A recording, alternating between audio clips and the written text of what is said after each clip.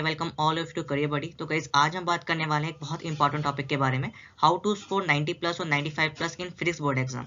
तो जैसे मैंने अपनी लास्ट वीडियो में हमने केमिस्ट्री के ऊपर डिस्कशन करा था, केमिस्ट्री क्या स्ट्रैटेजी रहनी चाहिए, इन अ सिमिलर वे आज हम बात करने वाले हैं फिजिक्स में क्या स्ट्रैटेजी रहनी चाहिए। तो चलिए थोड़ा आगे बढ़ते हैं और देखते हैं फिजिक्स बोर्ड एग्जाम में क्या रहता है। तो as you know physics board exam के अंदर आपके दो कंपोनेंट होंगे, एक ऑब्जेक्टिव वाला पार्ट और एक सब्जेक्टिव वाला पार्ट। तो एज यू नो ऑब्जेक्टिव वाले पार्ट के अंदर MCQs, assertion, matching and paragraph, और सब्जेक्टिव में 2 मार्क, 3 मार्क एंड 5 मार्क्स। अब प्रॉब्लम क्या है, एक्चुअली फिजिक्स के अंदर MCQs and assertions are your real problem, और मैं आपको इसके लिए बुक सजेस्ट भी करूंगा कि आपको कौन सी बुक यूज करनी है, कौन सी बुक इंपॉर्टेंट है। ओके तो मैं आपके आगे चलते हैं वीडियो में, आपको इसके बारे में बताऊंगा।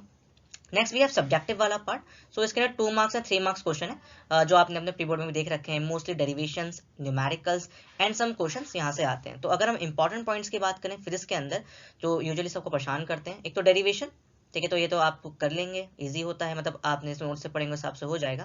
Then we have reasons question. Reason question मतलब जैसे आपको कोई रीजन देना होता है कि ऐसा क्यों होता है। Okay and numericals, it is headache, तो न्यूमेरिकल की बुक भी आपको सजेस्ट करूंगा अभी। ओके तो मल्टीपल बुक्स हैं, बट मैं आपको ये बताऊं कि आप कौन सी एक बुक फॉलो करके इसके अंदर सब कवर अप कर सकते हैं, क्योंकि थोड़ा टाइम कम है तो मैं कॉन्साइज पढ़ना पड़ेगा थोड़ा। ओके तो लेट्स सी सिलेबस क्या रहता है। तो सिलेबस ऑफ फिजिक्स एग्जाम, तो यहाँ पे आप नोटिस कर सकते हैं सिलेबस के अंदर काफी वास्ट सिलेबस है।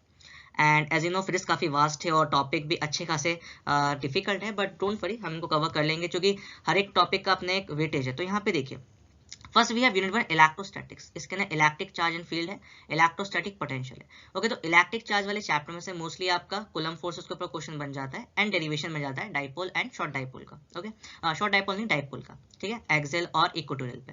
नेक्स्ट है current electricity, it is super important. यहाँ से आपके बहुत क्वेश्चन बन सकते हैं रेसिस्टेंस पे, रेसिस्टिविटी के ऊपर, even Kirchhoff law is also important. Okay and then we have magnetic effect, moving charge and magnetism, magnetic matter. तो अगर हम बात करें यूनिट 1 के, इसके अंदर आपका प्रॉपर इलेक्ट्रिसिटी इलेक्ट्रोस्टैटिक्स आ रहा है, वो 16 मार्क्स का, तो it is also purely important. Then we have magnetism and moving charge and magnetism, we have 17 marks of that. Then EMI electromagnetic induction, काफी इजी चैप्टर है, मतलब अच्छे मार्क्स दे जाता है।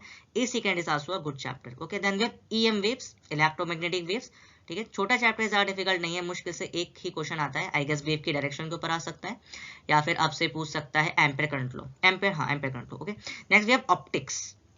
Optics is quite huge and very important for you. इसमें wave optics थोड़ा easy रहता है, क्योंकि क्वेश्चंस आप फॉर्मुला कर सकते हो, और ये ऑप्टिक में थोड़ा डेरिवेशन प्रॉब्लम क्रिएट करता है, तो हम कह सकते हैं रे ऑप्टिक थोड़ा सा डिफिकल्ट है, but it is not as difficult. तो 18 मार्क्स इसका वेटेज है। Then we have dual nature. अब ये जो 3 चैप्टर है जिसे हम बोलते हैं modern physics, dual nature of radiation, atom and nuclear, it is the you can say it is easiest chapter two score, क्योंकि इसका जो भी आपने पढ़ा है कुछ आपका केमिस्ट्री जैसा है, जो आपने 11th केमिस्ट्री पढ़ी होगी एंड 12th में जो आपने काइनेटिक्स पढ़ा है वैसा। Then we have devices, semiconductor. तो एक बार जरा प्लान की तरफ गो थ्रू करते हैं, क्या प्लान रहना चाहिए, कैसे प्लान होना चाहिए। ओके तो let's see the plan. So we have monthly strategy, जो कि मैं एक मंथ के हिसाब से बना रहा हूँ, तो आप मंथली स्ट्रैटेजी देखेंगे। तो पहले हम स्टार्ट करने वाले हैं 1 फैब से, कि 1 फैब से टू 8 फैब, 7 डेज हो गए, 1 वीक हो गया। अब करना कैसे, first you have to do electrostatics, it include both chapter, chapter 1 and chapter 2। Okay देन यहाँ पे एक हल्का चैप्टर ले लिया हमने सेमीकंडक्टर, और एक बहुत शॉर्ट चैप्टर ईएम वेव्स, ठीक है, जिसमें आपको बस यू कैन से डायरेक्शन याद करना होता है, वेव का फॉर्मूला याद करना होता है, और आपको फ्रीक्वेंसी वगैरह याद करनी होती है ना। Next we have second week, जहाँ पे हम 9 फैब से 16 फैब तक करेंगे, एक ह्यूज चैप्टर करंट इलेक्ट्रिसिटी, काफी इंपॉर्टेंट है, न्यूमेरिकल्स आ सकते हैं, थ्योरी भी आ सकती है।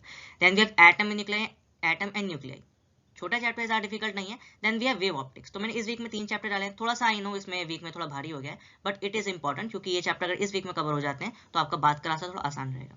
Next we have next 17 to 24 Feb, moving charge and magnetism, magnetic matter and dual nature. तो 2 चैप्टर, तो यू कैन से इसमें ये वाला चैप्टर थोड़ा सा वास्ट है, बाकी ये दोनों चैप्टर तो बहुत शॉर्ट है, तो इस वीक में आप आराम से कर सकते हैं।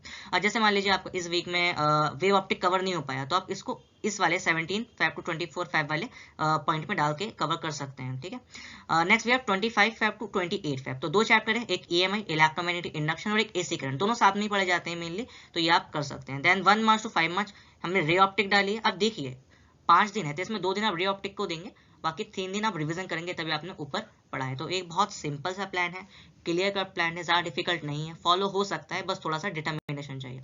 अच्छा चैप्टर्स ऐसे क्यों रखे गए हैं, कुछ इजी कुछ डिफिकल्ट एक साथ, ताकि आप इजीली कवर अप कर पाएं, और आपका और भी सिलेबस है कवर करने को, फिजिक्स है, केमिस्ट्री है, बायो है, मैथ्स इनके पास होगी, मैथ्स है। ओके सो आगे देखते हैं। So books to follow, it is very important segment, but unlike chemistry थोड़ा फिजिक्स में पैटर्न थोड़ा अलग रहता है। जैसे मैंने केमिस्ट्री में कहा था कि काफ़ी ज़्यादा रिपीट होता है प्रीवियस ईयर से, बट यहाँ पे इतना रिपीट नहीं होता। यहाँ पे अबाउट 60% बोर्ड एग्जाम का इसमें से आ सकता है, ठीक है। तो उससे कम भी आप अज्यूम करें, बट 60% पक्का आता है। अब करना कितनी बार ऐसे 2 to 3 टाइम्स इसको कर लीजिए, इनफ रहेगा। 2 टाइम कर लेंगे बहुत, क्योंकि हमारे पास और भी बहुत कुछ है करने के लिए। ओके, सो नेक्स्ट बुक देखते हैं। Okay, NCERT. एनसीईआरटी में से क्या करना है, तो एनसीईआरटी में से यार पहले तो आप एग्जाम्पल्स तो करेंगे ही, उसके बाद उसके कुछ क्वेश्चंस हैं वो आप खुद से अटेम्प्ट करेंगे जो आपसे हो जाए, इजी वाले, ठीक है, या जितने भी आप कर सकते हैं, ठीक है। तो एनसीईआरटी में देखिए पहले तो आपको पीवाईक्यू तो करना ही है, वो तो इंपॉर्टेंट है। इसके बाद आप एनसीईआरटी के कुछ क्वेश्चंस करेंगे, ठीक है, क्योंकि पीवाईक्यू से आपको थोड़ा कॉन्फिडेंस बढ़ेगा। नेक्स्ट एक एग्जाम्पलर जो हमेशा रहता है फॉर रीजन असर्शन, क्योंकि कभी कभी सीधा उठ के आ जाता है, एंड फॉर एमसीक्यूज, ठीक है। अगर आपसे सॉल्व नहीं हो, don't worry, I have a different book for you for reason and assertion and for MCQs, ठीक है। आपको लगता है कि एग्जाम्पलर टफ है, बट आप वाले यूज कर सकते हैं, ठीक है। तो next we have Disha MCQ book. Okay, अब मैं किसी चीज का प्रमोट नहीं कर रहा, बट ये बुक काफी अच्छी है। मैंने देखा इसका कंटेंट, अच्छे खासे एमसीक्यूज हैं। It include MCQs of your exemplar as well as some new MCQs जो एग्जाम में आ सकते हैं। तो आप ये बुक फॉलो कर सकते हैं, इसका लिंक मैं डिस्क्रिप्शन में दे दूंगा। And as you know MTG reason and assertion आप ये यूज कर सकते हैं। अब देखिए, अब 3 बुक्स तो कोई बाय करेगा नहीं, लेकिन अगर आपको एक के अंदर ही तीनों बुक्स को करना है तो एसएल अरोड़ा जो यूजुअली आपके टीचर आपको सजेस्ट करते हैं, आप वो यूज कर सकते हैं। उसके बैक साइड में एमसीक्यूज एंड असर्शंस होते हैं, आपको वो करना है उसके लिए, ठीक है। बाकी आप इसके एग्जांपल भी अटेम्प्ट कर सकते हैं। तो it's a good book for practice, ठीक है। तो एक बात और, फिर इस एग्जाम में ज्यादा डिफिकल्ट क्वेश्चंस नहीं आएंगे। आप कह सकते हो कि अगर मैं बात करूं डिफिकल्टी की, तो एक नॉर्मल डिफिकल्टी रहेगी, लाइक एवरेज पेपर आ सकता है। हार्ड 1-2 क्वेश्चन तो आते ही हैं हमेशा, ठीक है। तो आपको ये ध्यान रखना है, आपको डेरिवेशन सही से करके जाने, देन पीवाईक्यूज करेंगे तो वहां से आपके जो क्वेश्चंस होते हैं रीजन वाले क्लियर हो जाएंगे। और बाकी न्यूमेरिकल के लिए आई सजेस्ट अरोड़ा के क्वेश्चन कीजिए, अच्छा रहेगा। अभी कोई ज्यादा बड़ी बुक उठाने की जरूरत नहीं है, ठीक है। प्रदीप भी आप यूज कर सकते हैं, कोई डिफिकल्ट नहीं है, बट दोनों सेम कंटेंट है। ऐसा अरोड़ा में थोड़ा इजी रहता है, ठीक है। प्रदीप भी यूज कर सकते हैं, वो भी इक्वल है, ठीक है। सो अगर आपको कोई भी प्रॉब्लम है तो आप मुझे कमेंट बॉक्स में बता सकते हैं, कोई सजेशन देना है तो वो बता सकते हैं, ठीक है। और नेक्स्ट वीडियो का टॉपिक भी आप सजेस्ट कर सकते हैं, okay. So at last I will say thank you for watching, and please do subscribe and like our channel. Okay, thank you.